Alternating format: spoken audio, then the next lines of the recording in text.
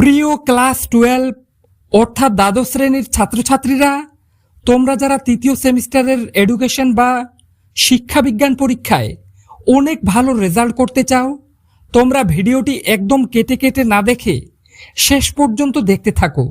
কেননা আজকের ভিডিওটিতে এডুকেশন বা শিক্ষাবিজ্ঞান বিষয়ের যে প্রশ্নপত্রটি দেখবে, এখানকার প্রত্যেকটা প্রশ্ন কিন্তু এডুকেশন বা শিক্ষাবিজ্ঞান বিষয়ের 3 জন অভিজ্ঞ শিক্ষকদের পরামর্শ নিয়ে তৈরি করা হয়েছে। এই 3 জন অভিজ্ঞ শিক্ষকদের মতে প্রশ্নপত্রে তোমরা যে যে প্রশ্নগুলো দেখবে প্রত্যেকটা রেডি করতে পারলে এখান থেকেই তৃতীয় সেমিস্টারের এডুকেশন পরীক্ষায় তোমরা কিন্তু অনেক প্রশ্ন কমন পেয়ে যাবে।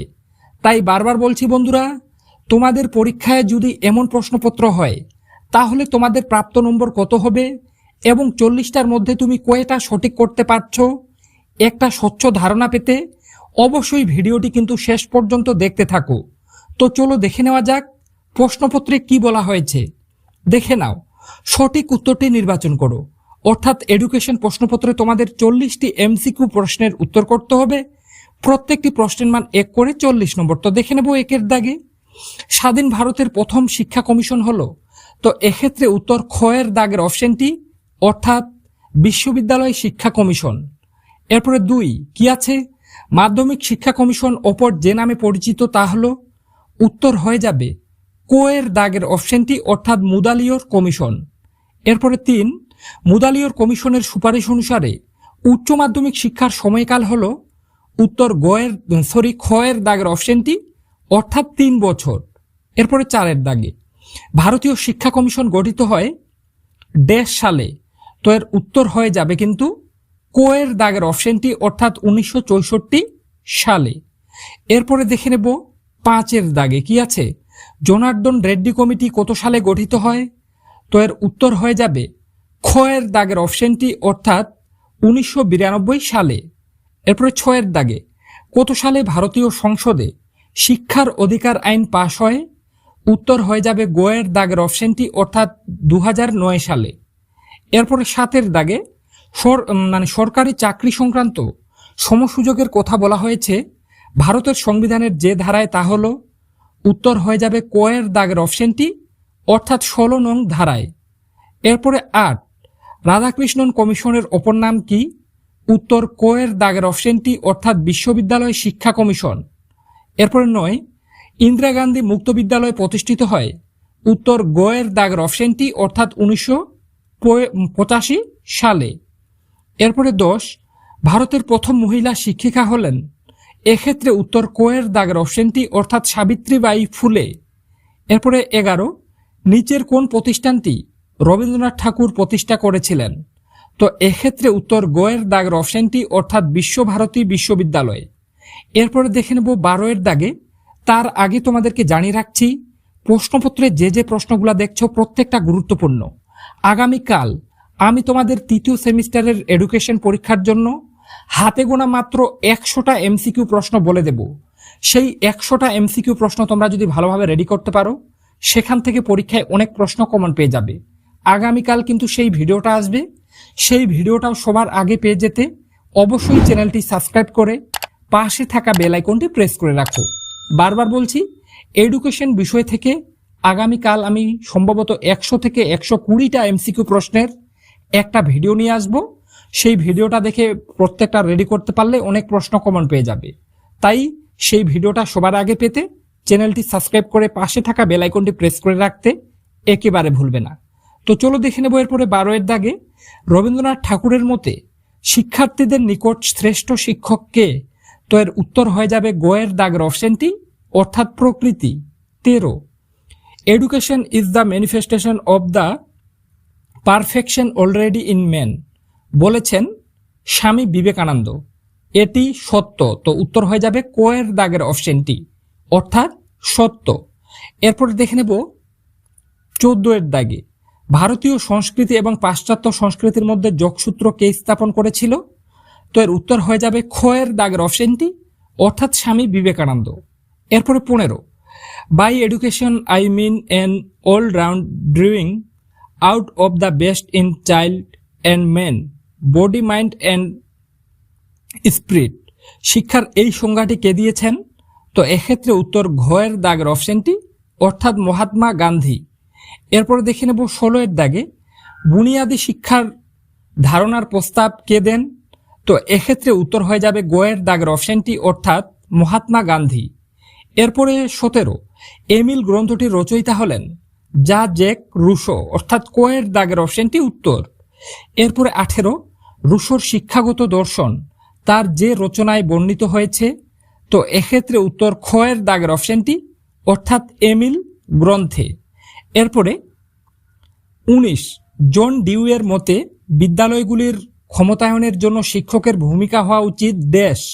তো এর উত্তর হয়ে যাবে গয়ের দাগের অপশনটি অর্থাৎ সহায়কের। এরপরে 20 এর দাগে জন ডিউয়ের মতে বিদ্যালয়ে শিশুদের উন্নত নাগরিক হিসেবে গড়ে তোলার জন্য দেশ বিষয়ে অভিজ্ঞতা হতে হবে। তো এক্ষেত্রে উত্তর কিন্তু অপশন দেওয়া নাই, সঠিক উত্তর হয়ে যাবে গণতান্ত্রিক। শূন্যস্থানে তোমরা বসিয়ে নেবে গণতান্ত্রিক বিষয়ে অভিজ্ঞতা হতে হবে। এরপরে 21 শিক্ষার একটি শাখা হলো বিশেষ শিক্ষা, এটি যে নিয়ে কাজ করে? উত্তর হয়ে যাবে খয়ের দাগের অপশনটি অর্থাৎ শিক্ষার্থীদের বিশেষ শিক্ষার সুযোগ প্রদান করা। এরপরে 22 নিচের কোনটি আংশিক বা সম্পূর্ণ দৃষ্টি প্রতিবন্ধকতার কারণ? উত্তর কোয়ের দাগের অপশনটি অর্থাৎ গ্লুকোমা। এরপরে 23 বিশেষ চাহিদা সম্পন্ন শিশুদের জন্য যে ধরনের শিক্ষার ব্যবস্থা করা যেতে পারে? উত্তর গোয়ের দাগের অপশনটি অর্থাৎ অন্তর্ভুক্তিমূলক শিক্ষা। এরপরে 24 ডিসলেক্সিয়া আক্রান্ত শিশুদের প্রাথমিক বৈশিষ্ট্য হলো? এক্ষেত্রে উত্তর গোয়ের দাগের অপশনটি অর্থাৎ সাবলীলভাবে পঠনে অক্ষমতা। এরপরে দেখে নেব 25 এর দাগে অক্ষমতা সম্পন্ন শিক্ষার্থীদের অন্তর্ভুক্তিকরণের জন্য প্রয়োজন? উত্তর হয়ে যাবে ঘয়ের দাগের অপশনটি অর্থাৎ অবৈষম্য। এরপরে 26 ভিন্ন ক্ষমতা সম্পন্ন শিক্ষার্থীদের শিক্ষায় অন্তর্ভুক্তিকরণের একটি গুরুত্বপূর্ণ দার্শনিক নীতি হল? উত্তর হয়ে যাবে খয়ের দাগের অপশনটি অর্থাৎ আত্মীকরণ। এরপরে 27 এর দাগে সাধারণত অটিজম নির্ণয় করা হয় ড্যাশ। তো এর উত্তর হয়ে যাবে সাধারণত অটিজম নির্ণয় করা হয় 18 থেকে 24 মাস বয়সে অর্থাৎ কোয়ের দাগের অপশনটি উত্তর। এরপরে 28 একটি অন্তর্ভুক্তিমূলক শ্রেণীকক্ষে একজন শিক্ষকের সবচেয়ে গুরুত্বপূর্ণ ভূমিকা হলো? তো এক্ষেত্রে উত্তর কোয়ের দাগের অপশনটি অর্থাৎ প্রত্যেক শিশু যেন তাদের অন্তর্নিহিত সম্ভাবনা উপলব্ধি করার সুযোগ পায় তা নিশ্চিত করা। এরপরে দেখে নেব 29 এর দাগে ব্রিটিশ পদ্ধতি এবং টেপ রেকর্ডিং যাদের শিক্ষাদান পদ্ধতি হিসেবে ব্যবহার করা যেতে পারে? উত্তর হয়ে যাবে বয়ের দাগের অপশনটি অর্থাৎ দুটি প্রতিবন্ধী দৃষ্টি প্রতিবন্ধী শিক্ষার্থীদের জন্য।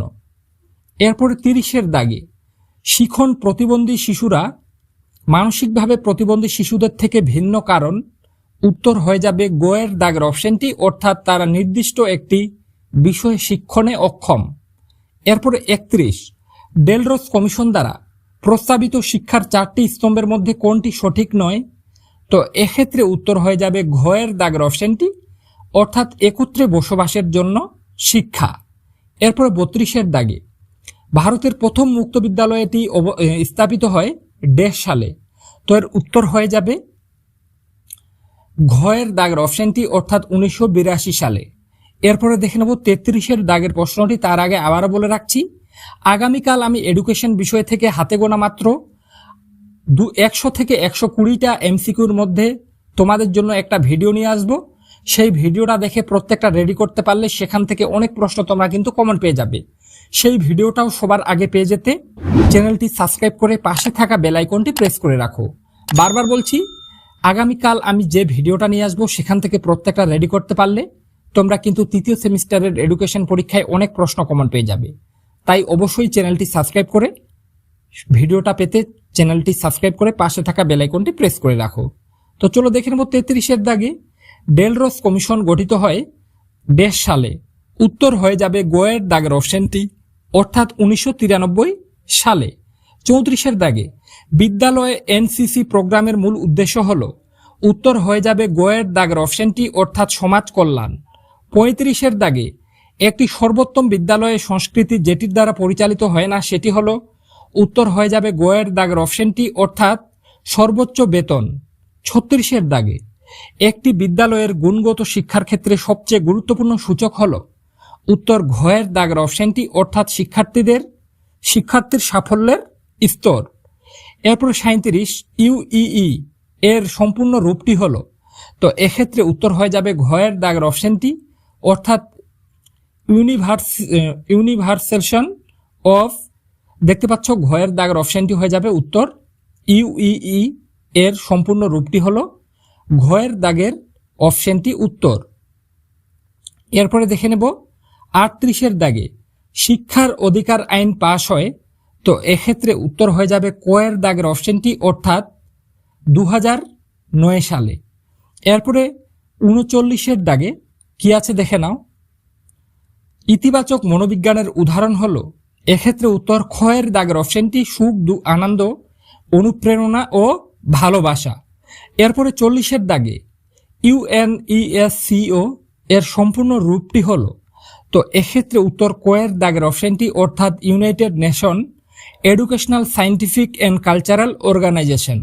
তো বন্ধুরা, আজকের ভিডিওটিতে যে 40টা এমসিকিউ দেখলে প্রত্যেকটা গুরুত্বপূর্ণ পরীক্ষায় আসার মতো, আশা রাখছি এখান থেকে অনেক কমন পাবে। কিন্তু তোমরা যারা এডুকেশন বিষয়ে 120টা এমসিকিউ প্রশ্নের ভিডিওটি পেতে চাও, যেটি আগামীকাল আপলোড করা হবে, সেখান থেকে প্রত্যেকটা রেডি করতে পারলে তোমরা অনেক প্রশ্ন কমন পেয়ে যাবে। সেই ভিডিওটা সবার আগে পেয়ে যেতে অবশ্যই চ্যানেলটি সাবস্ক্রাইব করে পাশে থাকা বেল আইকনটি প্রেস করে রাখো। তো আজকে পর্যন্তই, দেখা হবে এরকম নেক্সট কোনো ভিডিওতে।